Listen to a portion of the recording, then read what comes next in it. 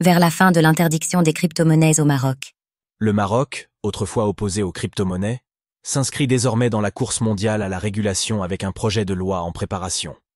Dans un contexte marqué par l'entrée en vigueur prochaine du règlement MiCA en Europe et les efforts d'autres nations, le Royaume cherche à rattraper son retard pour rester compétitif dans l'innovation financière.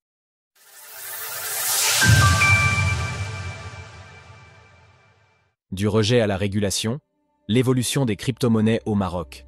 Le mardi 26 novembre, Abdellatif Jouari, gouverneur de la Banque centrale du Maroc, a annoncé que son institution travaillait sur un projet de loi visant à encadrer l'adoption des crypto-monnaies.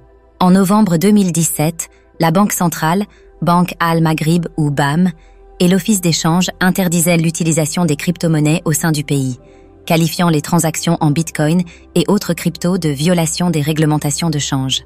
C'est d'ailleurs en octobre 2022 qu'un ressortissant français avait écopé d'une peine de 18 mois de prison et d'une amende de 3,4 millions d'euros pour une transaction en bitcoin. Je ne savais pas que l'usage de crypto-monnaies était interdit au Maroc. Et j'insiste surtout sur le fait que toutes ces transactions ont été faites en France. Thomas Closy, reconnu coupable au Maroc d'escroquerie et d'usage illégal de crypto-monnaies. Malgré ces restrictions, le public n'a jamais cessé de les utiliser de manière informelle, contournant les restrictions gouvernementales. Avec une augmentation significative du nombre d'utilisateurs de crypto, le Maroc s'est affirmé comme le leader de l'industrie en Afrique du Nord. En septembre 2023, suite au terrible séisme qui a touché le Maroc et la générosité de Changpeng Zhao, le PDG de Binance, Binance Charity, avait mobilisé 3 millions de dollars en BNB pour soutenir le Maroc. Cet événement a probablement accéléré le changement de position de la Banque centrale du Maroc, puisqu'elle travaillait déjà à l'époque sur un projet de loi visant à réglementer et légaliser l'industrie des crypto-monnaies. Régulation des crypto-monnaies, une course contre la montre. Nous voici fin 2024. Le BTC est arrivé à quelques centaines de dollars de franchir la barre des 6 chiffres pour la première fois de son histoire. Avec l'arrivée de Donald Trump à la présidence des États-Unis, nous voyons les annonces favorables se multiplier, aussi bien dans le secteur public que privé. Comme nous le savons, le règlement MiCA entrera en vigueur au sein de l'Union européenne dès le 30 décembre prochain.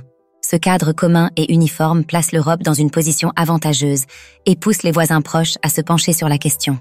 Il y a quelques jours, c'était le Royaume-Uni qui annonçait vouloir proposer son propre cadre réglementaire pour les crypto-monnaies dès 2025. C'est également le KEA du régulateur sud-coréen qui campe sur une position de retenue et d'observation face à un législateur qui courtise son électorat avec des promesses progressistes. À quelques jours d'intervalle, la Banque centrale du Maroc, connue sous le nom de Banque Al-Maghrib, a préparé un projet de loi réglementant les actifs cryptographiques, qui est actuellement en cours d'adoption, a déclaré Abdellatif Jouari lors d'une conférence internationale à Rabat.